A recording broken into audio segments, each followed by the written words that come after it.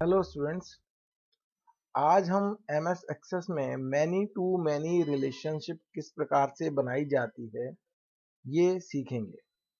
तो सबसे पहले हम एक डाटाबेस फाइल क्रिएट कर रहे हैं। यहाँ आप देख रहे हैं मैंने एक ब्लैंक डाटाबेस फाइल ली हुई है। इस पर मैं क्लिक कर देता हूँ और यहाँ पर मुझे वो पूछता है कि डाटाबेस फाइल का नाम आपको क्या रखना है। तो हम डाटाबेस फाइल का नाम लेते हैं बिग बाजार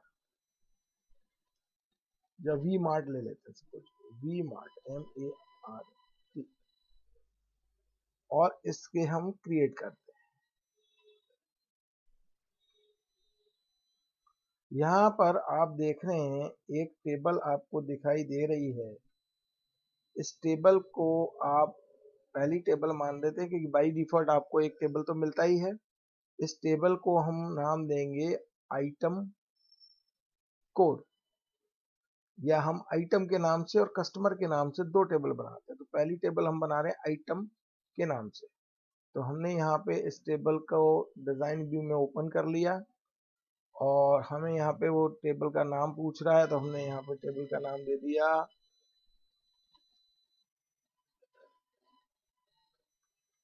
आइटम और इसे ओके कर लेते हैं। यहाँ पर वो आपसे पूछ रहा है इसमें आपको कौन कौन सी फील्ड लेनी है। तो हम फील्ड लेते हैं इसमें सबसे पहले आइटम कोड। ये हमने प्राइमरी की के रूप में लिया है क्योंकि आइटम कोड हर आइटम का एक यूनिक कोड होगा जो कभी भी दूसरे से मैच नहीं करेगा। तो इसलिए हमने इसको प्राइमरी की में माना है। आइटम कोड के बाद हम लेते हैं आइटम नेम। उसके बाद आप कोई और चीज के बारे में जानना चाहते हैं या कुछ और चीजें रखना चाहते हैं इसके बारे में, तो वो आप इसके अंदर दे सकते हैं। तो हमने आइटम कोड आइटम नेम ले लिया। आप आइटम प्राइस ले लीजिए।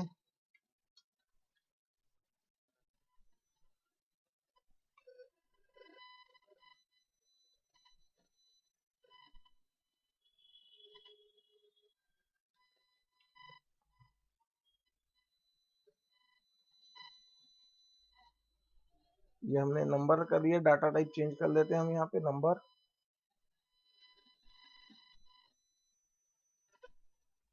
और इसे हम सेव कर देते हैं। तो हमने इसे सेव कर दिया। ये हमारी पहली टेबल तैयार हो गई।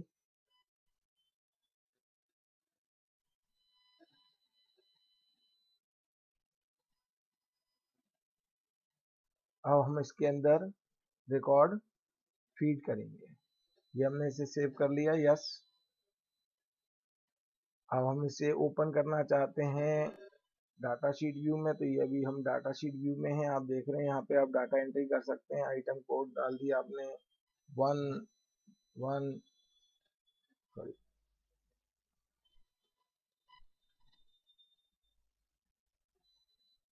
इसमें मैं थोड़ा चेंज करना पड़ेगा मुझे क्योंकि यहाँ पे मैंने ऑटो नंबर किया हुआ है। ऑटो नंबर मीन्स अपने आप वो लेता जाएगा नंबर, लेकिन हम चाहते हैं मैनुअली डालना। तो व्यू में जाकर हम फिर से इसके डिजाइन व्यू में ये आप सीख जाएंगे कि डाटा स्ट्रक्चर में अगर चेंज करना है तो कैसे करते हैं। वापस हम चले गए इसके डिजाइन व्यू के अंदर और यहाँ पे देखिए आपने ऑटो नंबर किया हुआ है। इस ऑटो नंबर की बजाय आप नंबर कर देते हैं इसे। ऑटो नंबर ले लेंगे इसमें तो ये आपको फिर टाइप करने की परमिशन नहीं देगा। वो अपने आप ही नंबर इसमें इंक्रीमेंट होता जाएगा। वापस हम आ जाते हैं डाटा शीट व्यू के अंदर और इसे सेव कर देते हैं। ये आ गए। अब आप यहाँ पे टाइप कर पाएंगे 1101 पहला कोड है। आइटम का नाम आपने ले लिया लक्स सोप। आइटम का रेट ले लिया आपने 55। दूसरा आइटम ले लेते हैं 1102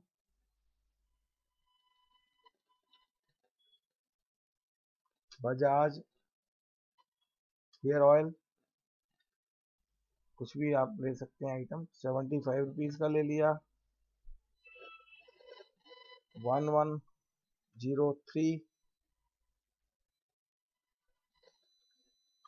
डव सोप,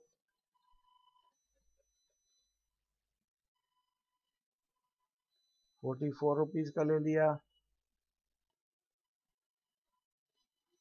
1104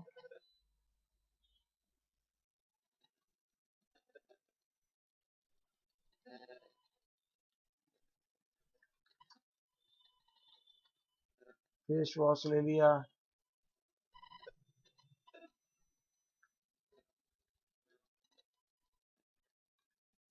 संतूर का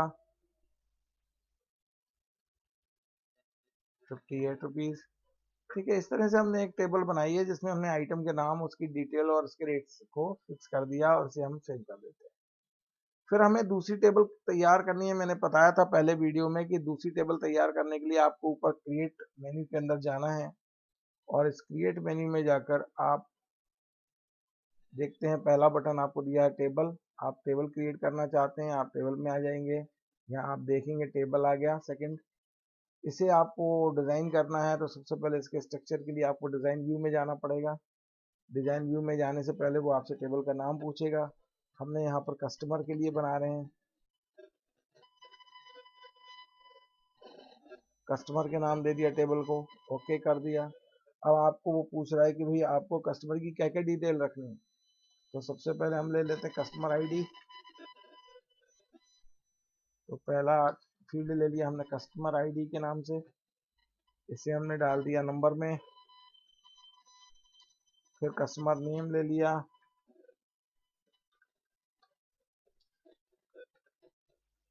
इसे हमने ले लिया टेक्स्ट में। फिर उसका एड्रेस ले लिया और एड्रेस भी टेक्स्ट में ले लिया। और उसके बाद आप चाहें तो उसका फ़ोन नंबर ले सकते हैं, मोबाइल नंबर। मोबाइल नंबर आपको नंबर में लेना है। अब हम ये जानते हैं कि नंबर जो है मोबाइल नंबर काफ़ी बड़ा होता है, 10 डिजिट आते हैं उसमें। तो आपको करना ये है कि यहाँ ये नीचे जो फील्ड का साइज दिया है, लॉन्ग इंटीजर दिया है, इसमें आप देखिए इसके अंदर यहाँ जाके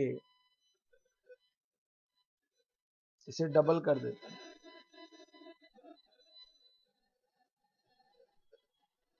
ये डबल आ गया, ठीक है।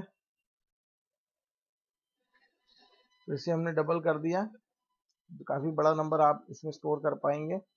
तो ये जो फील्ड होती है उनकी प्रॉपर्टीज़ को आप नीचे से जाके चेंज कर सकते हैं। वापस हम इसमें भी रिकॉर्ड डालने हैं, डाटा शीट व्यू में आ जाते हैं, यस कर देते हैं, ये हमारा टेबल सिलेक्ट हो। अब इसके अंदर रिकॉर्ड डालने हैं आपको कस्टमर टेबल के अंदर। तो कस्टमर टेबल में सबसे पहले कस्टमर का आईडी आ गया। कस्टमर का आईडी हम लेते हैं 2 से स्टार्ट करते हैं, 2001। कस्टमर नेम आना है इसमें, मनोज शर्मा। एड्रेस ले लिया हमने गांधीनगर। आप इसमें चाहे फ़ोन फोटो वगैरह भी लगा सकते हैं उसका। नंबर ले लिया 989992 टी पापू, कुछ भी नंबर आप इसमें डाल सकते हैं।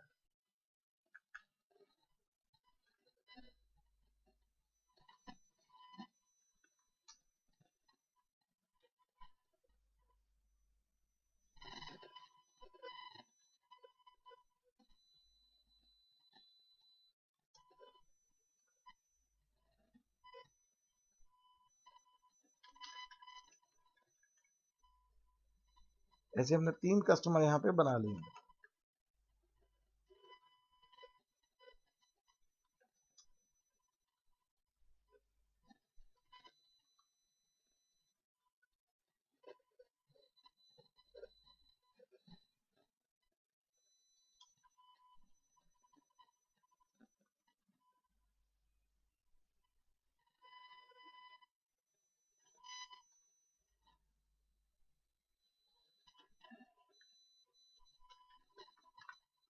और इस तरह से हमारी दोनों टेबल तैयार हो गई हैं। इसे भी हम क्लोज कर देते हैं, दोनों टेबल आपको बनी है। इसके बाद हम एक तीसरी टेबल बनाएंगे जिसमें आइटम और item code and customer ID, सिर्फ इन दो फील्ड्स को ही रखेंगे। टेबल हम कैसे बनाते हैं, वहीं जाना पड़ेगा आपको क्रिएट में। और यहाँ पर हमने टेबल में जाना है और टेबल में हमने लेना है इस टेबल का नाम। सबसे पहले डिजाइन व्यू में चलते हैं। टेबल का नाम, आप इन दोनों के बीच में लिंक है, आप चाहे तो इन दोनों टेबल के बीच में एक लिंक बनाने के लिए हम ये टेबल बना रहे हैं, तो इसका नाम ही हम लिंक दे देते हैं, लिंक टेबल दे देते हैं, लिंक। ओके कर दिया। इस टेबल में आपको केवल 2 फील्ड लेनी है। तो पहली फील्ड में लेता हूं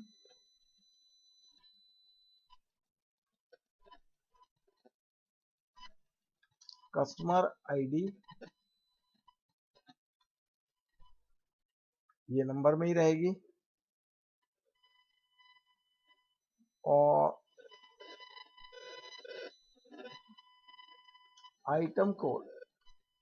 ये ध्यान रखें कि जो फील्ड नेम आपने वहां पे लिया हुआ है, जो डाटा टाइप लिया है, उन दोनों टेबल्स के बीच वही यहाँ पे आना चाहिए।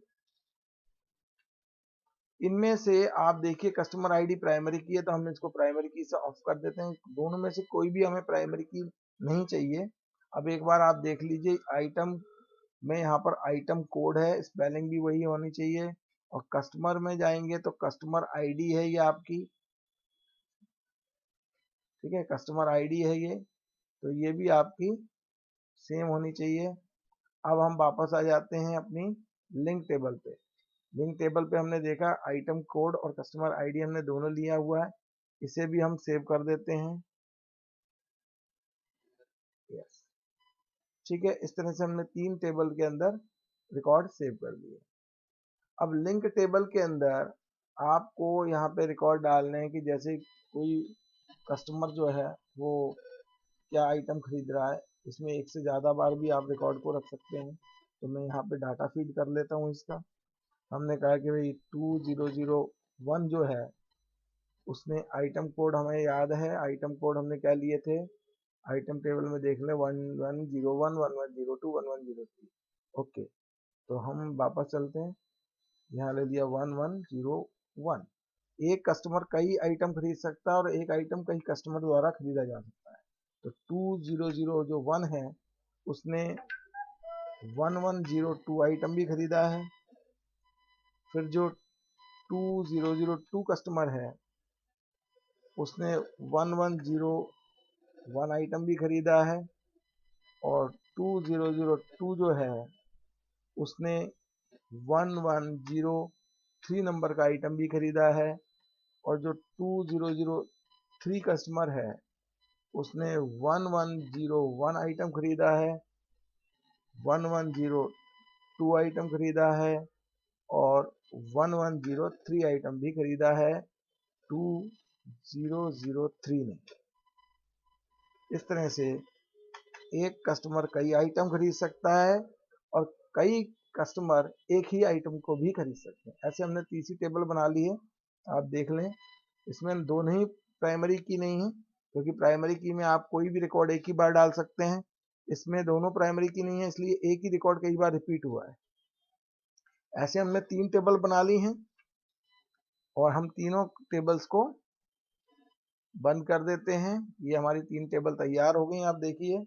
अब हम मैनी टू मैनी रिलेशन कैसे बनाएंगे वो देखते हैं।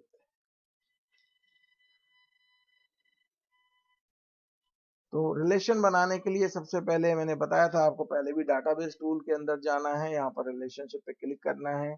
ये जो पुरानी आपको ये टेबल्स नजर आ रही हैं जो हम बना चुके हैं, तीनों टेबल हैं। कस्टमर टेबल ले लीजिए, आपसे पहले ऐड कराते हैं कस्टमर टेबल, फिर आइटम टेबल ये भी ऐड करा दिया, और फिर लिंक टेबल इसे भी ऐड करा दिया। तीनों टेबल ऐड कराने के बाद आप चाहें तो आइटम को आप इधर रखिए, लिंक को आप बीच में रखिए, और इस तरह से आपने इसको बना लिया। अब आप देखिए कि कस्टमर आईडी जो है वो आपकी कस्टमर आईडी, और यहाँ पे आइटम कोड, इसमें भी आइटम कोड है, तो इसे हम इसके साथ ड्रैग करते हैं। ये कस्टमर आईडी ये 1 टू मैनी रिलेशनशिप हो गया इन दोनों के बीच में। देखिए ये आ गया 1 टू मैनी, इसको क्रिएट कर देते हैं रिलेशन को।